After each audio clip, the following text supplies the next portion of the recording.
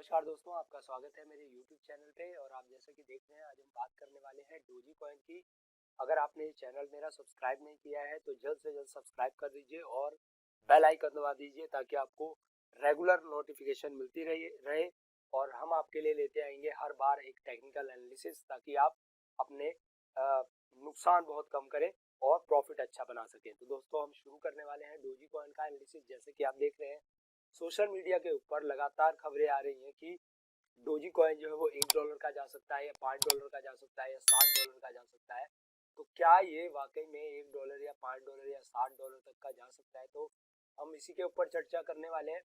$1 अगर मान लीजिए मैं लगा देता हूँ, केवल $1 के उसके ऊपर लगाता हूँ ये, तो फिर आप देखिए ये लेवल बनता है। तो डोजी कॉइन को यहाँ से लेके और इस टारगेट तक पहुँचना है।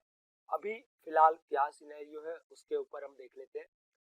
तो हम एक फिब ले लेते हैं, ये इसका हाई है और यहाँ पे इसका जो है ये लास्ट लो है। तो अभी फिलहाल हमारे पास जो डाटा के हिसाब से अगर हम देखें तो हमारे पास अभी एक हर्डल ये वाला पड़ा हुआ है यहाँ पे इस लेवल पे, और यहाँ पे एक अच्छा खासा एक रेजिस्टेंस भी देखने को मिल रहा है। उसके अलावा और कौन कौन से रेजिस्टेंस देखने को मिल रहे हैं? उसके अलावा एक रेजिस्टेंस ये है और एक रेजिस्टेंस ये है। तो क्या अभी भी हमें इसे बाय करना चाहिए या नहीं करना चाहिए? तो सबसे पहली चीज तो मैं आपको बता दूं कि डोजी कॉइन के अंदर कोई ये नेचुरल पंप नहीं आया है। ये एक र्यूमर की वजह से पंप आया है। जैसे कि आपको पता है कि ट्विटर के मालिक जो है अब एलन मस्क हो चुके हैं, और उन्होंने अपने कुछ एम्प्लॉइयों को फायर किया है, वो फायर कर दिया है। और लास्ट डे पे उन्होंने क्या किया, इस ट्विटर को परचेज कर लिया है। तो ये एक न्यूज़ है कि ट्विटर को परचेज किया है, और उस न्यूज़ के ऊपर जो है प्राइस पंप हो गया। और ये लगातार पहले भी होता रहा है। जब जब डोजी कॉइन पंप हुआ है तो अधिकतर पैसा अगर किसी ने बनाया होगा तो एलन मस्क ने ही बनाया होगा। और यहाँ पे भी आप देख लीजिए, यहाँ पे बाय होने के बाद उसके बाद प्राइस सीधा शूट हुआ नीचे। तो अभी फिलहाल अगर हम देखें तो $1 का सीन इतना इजी नहीं लगता जितना मतलब लोग कह रहे हैं कि $1 या $2 या $5। अभी फिलहाल नहीं। अभी मेरे हिसाब से तो ये है कि अभी आपको इस अगर आपने यहाँ पे लिया होता तो फिर सही था कि आप चलिए यहाँ पे निकल सकते थे, लेकिन इस लेवल के ऊपर आपको केयरफुल होकर ट्रेड करना चाहिए, बाय करना चाहिए। लेकिन अगर आप चाहें तो अपना 10% अमाउंट यहाँ पे बाय कर सकते हैं। आपको यहाँ तक का टारगेट मिल सकता है, यहाँ पे अपना कुछ निकाल लीजिए और यहाँ तक आपको 10% इन्वेस्टमेंट अपनी करके और प्रॉफिट अर्न कर सकते हैं। अभी भी फिलहाल अगर ये कितना नीचे जा सकता है, तो ये रीटेस्टिंग के लिए पहला लेवल तो ये है और दूसरा लेवल ये है, ये यहाँ तक रीटेस्ट कर सकता है। अगर ये यहाँ पे भी सरवाइव नहीं करेगा तो फिर हमारे पास एक ये लेवल बचा रहेगा। तो मोस्टली अगर मैं सजेस्ट करूँ तो आप 10% यहाँ पे इन्वेस्ट कर दीजिए। जो प्रेजेंट रेट चल रहा है 10% का, आप इस लेवल के बीच में इंतजार कीजिए और यहाँ पे इस तरीके से यहाँ पे एक लीजिए। तो यानी कि 30% अमाउंट आपका यहाँ पे इन्वेस्ट हो जाएगा। देन उसके बाद आपको कुछ नहीं लेना है, आपको इंतजार करना है। जो ये वाला लेवल है, ये वाला लेवल है, आपको यहाँ तक कम से कम प्रॉफिट लेके निकल जाना है। क्योंकि ये जो अभी पंप आया है ये फिलहाल एक अच्छा खासा पंप है। और दूसरा आप देखिए तो कम से कम तो एक 2 3 4 5 6 7 8 9 10 11 12 14 15 16 17 मतलब कम 20 25 वीक का हाई जो है वो ब्रेक हुआ है। और यहाँ पे एक लेवल भी है, तो इस लेवल को टेस्ट करके भी वो नीचे आ रहा है। तो नीचे आने के बाद कोशिश कीजिएगा, यहाँ पे एक लेवल भी आपको दिख रहा है तो यहाँ पे आप पहली अपनी बाइंग लगाइए। और अगर आप फोमो में आपको लग रहा है कि हाथ से निकल जाएगा तो आप प्रेजेंट रेट पे भी बाय कर सकते हैं। अब बात करते हैं ग्लोबल सिनेरियो को लेके। लगातार ये कहा जा रहा है कि बिटकॉइन अब जो है क्रिप्टो मार्केट में एक फिर दोबारा बुलिश ट्रेंड शुरू हो चुका है और फिर दोबारा बीटीसी अब हायर जाने वाला है। तो फोमो में मत पड़िएगा, क्योंकि सबसे पहली चीज मैं आपको दिखाऊंगा कि डाटा आपको दिखाऊंगा कि डाटा क्या कहते हैं। तो सबसे पहले आप डाटा पे आप आइए। सबसे पहले यूएस का फेड रेट डिसीजन। तो सबसे पहले आप देखेंगे कि जब बिटकॉइन लास्ट में हाई गया था ये 8 नवंबर 2021 को, तो उस समय फेड का इंटरेस्ट रेट क्या था और आज क्या है। क्योंकि ग्लोबल सिनेरियो काफी तेजी से चेंज हुआ है जब से ये यूक्रेन रशिया का वार हुआ है। तो हम यहाँ पे देख लेते हैं, ये 8 नवंबर 2021 के आसपास जब यूएस का फेडरल रिजर्व जो है वो रेट डिसीजन करता है, तो वहां पे 0.25% का इंटरेस्ट रेट दे रहा था, केवल 0.25। और उस वजह से आप देखिए यहाँ पे लोगों को ये लगता था कि डॉलर में इन्वेस्ट करके कोई फायदा नहीं है, और बिटकॉइन सबसे मेजर करेंसी था और वहां पे इन्वेस्टमेंट ज्यादा हो रहा था। और सेम सिनेरियो अगर हम देखें तो हम देखेंगे डॉलर इंडेक्स। उस समय डॉलर इंडेक्स जो था वो लगभग 92-93 के आसपास यहाँ कहीं चल रहा था डॉलर इंडेक्स। ये नवंबर की बात है।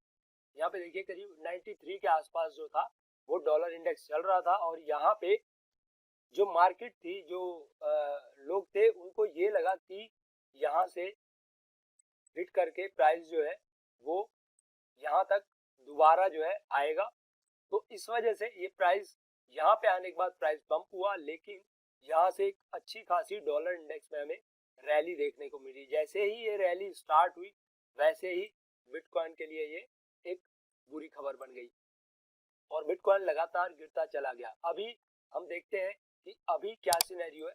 तो अभी सिनेरियो आप देख सकते हैं 0.25 से, जैसे कि कोरोना आया, उसके बाद कोरोना के बाद यूक्रेन और रशिया का वार शुरू हुआ, ग्लोबल सिनेरियो को देखते हुए मैं आपको बताऊं कि अभी भी मैं बहुत ज्यादा बुलिश नहीं देख रहा बिटकॉइन को या किसी भी क्रिप्टो करेंसी को। उसका रीजन ये है क्योंकि लगातार फेड जो है अपने रेट ऑफ इंटरेस्ट को बढ़ाता जा रहा है, जिसका सीधा नेगेटिव इम्पैक्ट अपने bitcoin, Indian market, alternate currency, इन सब के ऊपर पड़ने वाला है।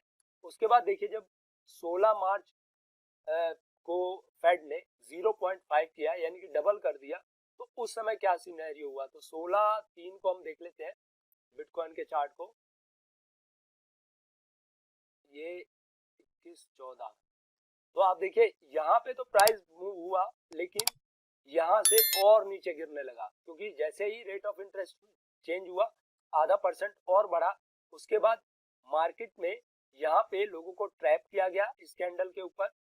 इस कैंडल के ऊपर लोगों को दिखाया गया कि अब प्राइस जो है वो ऊपर जाने वाला है, और लोगों को ट्रैप में फंसा के, और इस कैंडल का आप देखिए कि इस कैंडल का लोगों को इस कैंडल में ट्रैप किया, और ट्रैप करने के बाद उसके बाद मार्केट जो है वो बुरी तरीके से नीचे आ गई, क्योंकि यहाँ पे रेट ऑफ इंटरेस्ट हो गया 0.5% और बढ़ गया। उसके बाद क्या हुआ, 4 मई को 1% कर दिया गया, यानी कि और बढ़ा दिया गया रेट ऑफ इंटरेस्ट।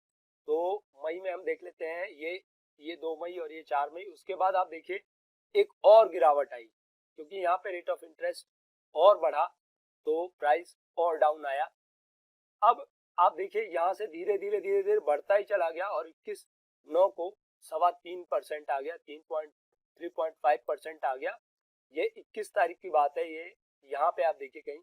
लेकिन अभी भी मैं ये कह रहा हूँ कि अभी भी यहाँ पे एक अच्छा सपोर्ट जो है ये बना हुआ है बिटकॉइन का, इतने बावजूद यहाँ पे बना हुआ है। लेकिन मैं आपको बताऊं कि हो सकता है बुलिश ट्रैप आपको दिखा के और फंसा दे मार्केट, क्योंकि इस बार का जो रेट ऑफ इंटरेस्ट आने वाला है फेड का, वो इससे भी ज्यादा आने वाला है। अगर सपोज कीजिए 4% आने वाला है, अगर 4% रियल में आ जाता है, क्योंकि कहा जा रहा है कि 4% आएगा, अगर ये रियल में 4% आ जाता है, तो आप सोच सकते हैं अगर ये सपोर्ट ब्रेक होता है बिटकॉइन के अंदर, तो हमें कम से कम नहीं तो ये लेवल, यहाँ तक के लेवल देखने को मिलेंगे, 12 से लेके और करीब 14 से 15 हजार डॉलर के भी लेवल देखने को मिल सकते हैं बिटकॉइन के अंदर। तो सोचिए अगर बिटकॉइन का अगर ये लेवल आता है, तो आप सोच लीजिए कि डोजी कॉइन का क्या होगा और जितने अल्टरनेट है उनका क्या होगा। तो मैं आपसे ये कहूंगा कि अगर आपने अभी तक इन्वेस्ट नहीं किया है डोजी कॉइन के अंदर, तो इस